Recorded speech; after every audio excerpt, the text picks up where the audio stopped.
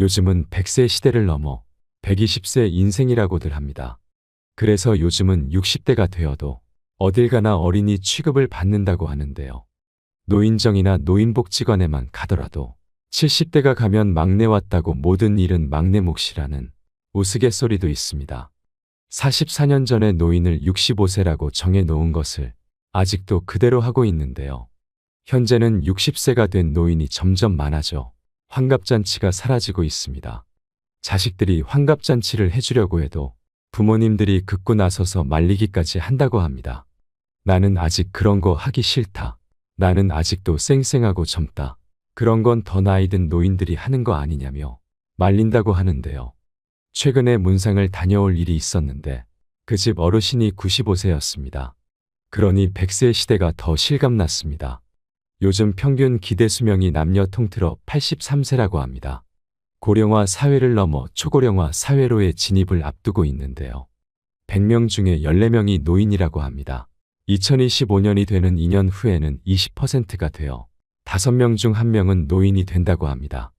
이러한 추세로 간다면 2035년에는 노인 인구가 전체 인구의 30%가 된다고 전망하고 있습니다. 그런데 가장 큰 문제는 노인들이 아들, 딸 잘 키워서 살림내주고 시집 장가 보내고 공부시키느라 빈털터리가 된 사람들이 많다는 겁니다. 싹 다 털어서 키웠기 때문인데요.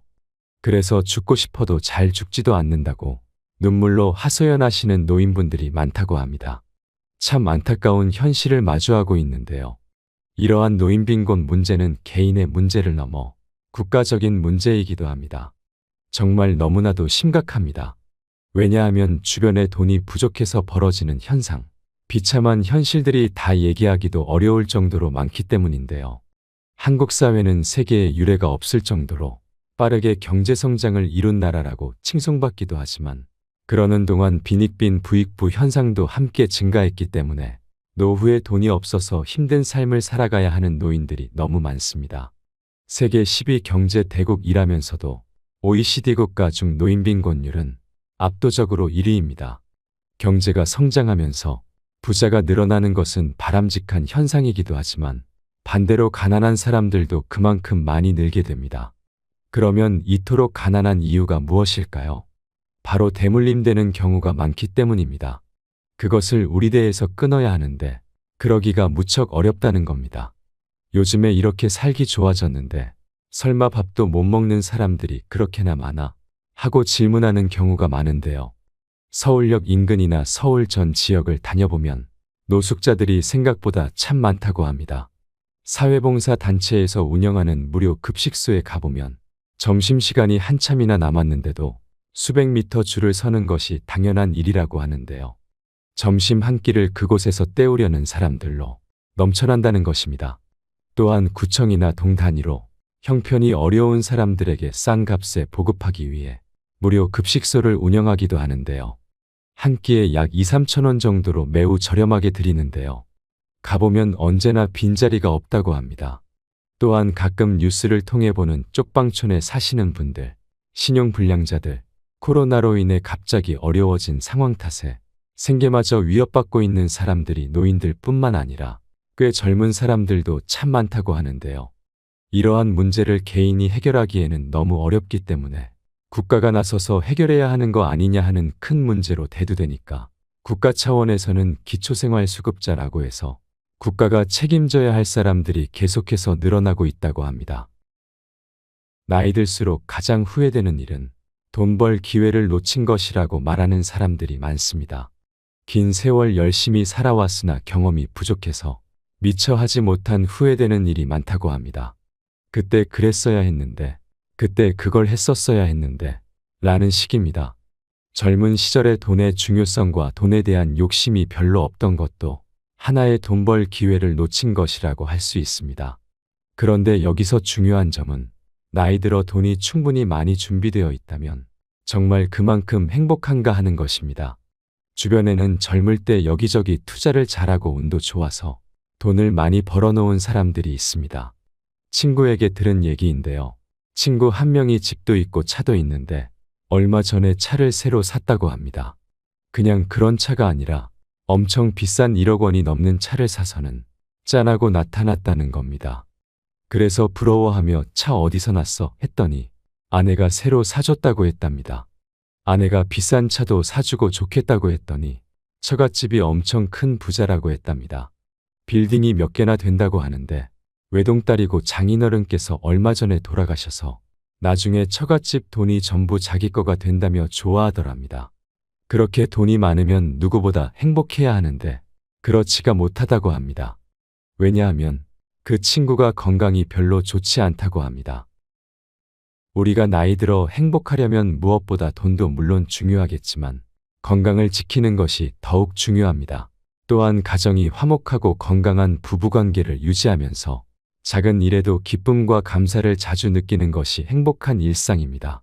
배우자와 함께 아침에 눈을 뜨면 맞이하는 태양을 보고 기뻐하고 창문을 열면 들어오는 상쾌한 공기와 바람에게도 인사할 줄 알며 비가 오면 비가 오는 대로, 날씨가 맑으면 맑은 대로, 눈이 오면 눈이 오는 대로 모든 것을 오감으로 느끼며 감사가 가득한 삶이야말로 정말 행복한 삶이 아닐까요? 비록 비싼 음식으로 가득한 밥상은 아닐지라도 보글보글 맛있게 끓여낸 된장찌개 한 그릇과 김치만 먹어도 얼마나 맛있나요? 여기에 가깝게 지내는 친구나 이웃들과 작은 것도 나눌 수 있는 정이 있다면 돈으로는 살 수 없는 건강한 행복이 아닐까요? 준비되지 않아서 비참한 노후를 보내지 않으려면 우리는 무엇을 지금부터 준비해야 할까요? 준비되지 않은 노후라면 누구나 불행하다고 느낄 것입니다. 따라서 노후를 준비하기 위해 가장 먼저 해야 할 일은 앞서 말씀드린 대로 건강을 지키는 것입니다. 건강하기 위해 미리미리 예방하고 규칙적인 가벼운 운동, 그리고 유사시를 대비한 보험을 준비하는 것은 기본 중의 기본입니다. 두 번째로 준비할 것은 노후 경제력을 확보하기 위한 노력입니다. 이것 또한 필수적인 요소입니다. 세 번째는 적당한 취미 생활이 필요합니다.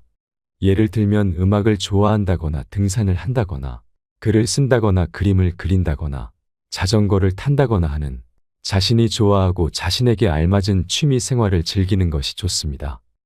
네 번째는 나이 들어도 항상 미래에 대한 희망적인 꿈을 꾸어야 한다는 겁니다. 사람이 내일에 대한 희망이 없다면 그것보다 불행한 삶도 없을 겁니다. 나이 들어 가장 후회되는 것이 무엇인지 물어보면 주로 인간관계와 관련된 것들이 주를 이루었는데요.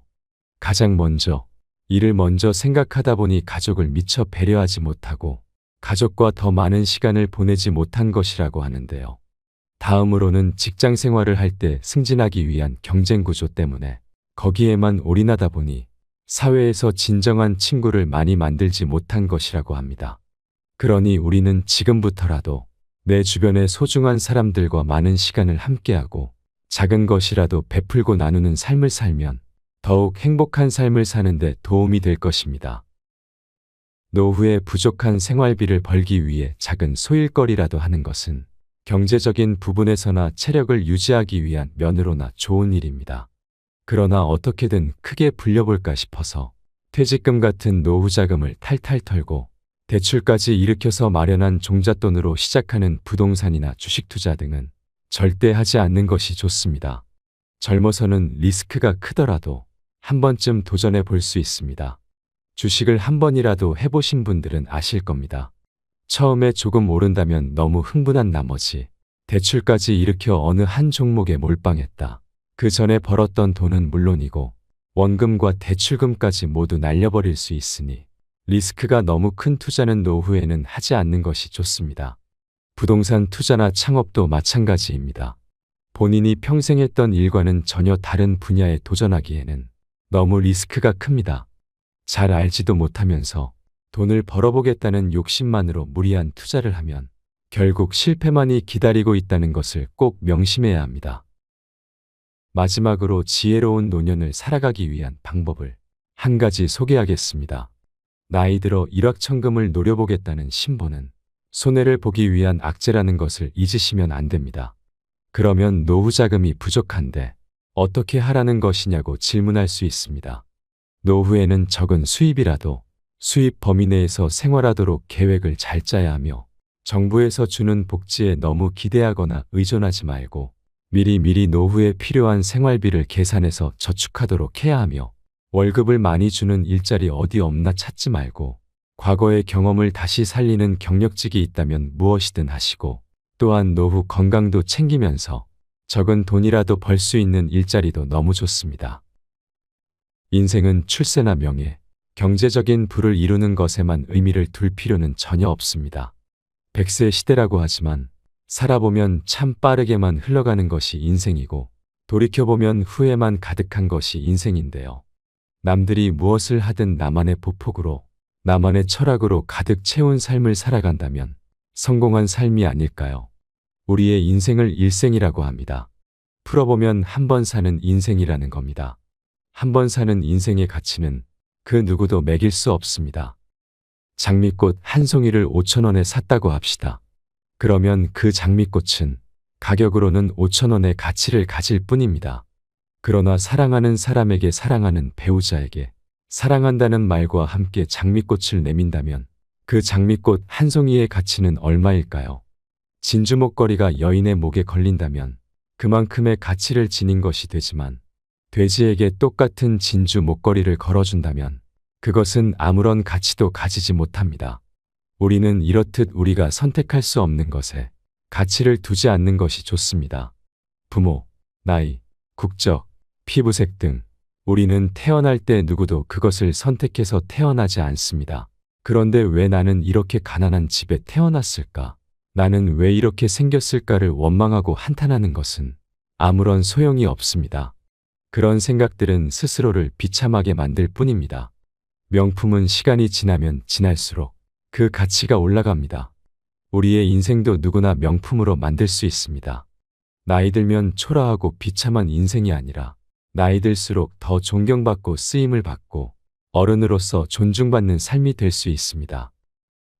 오늘 말씀드린 내용을 참고하셔서 더욱 지혜로운 노년의 삶, 품격 있는 노년의 삶이 되시기를 함께 끝까지 응원하겠습니다.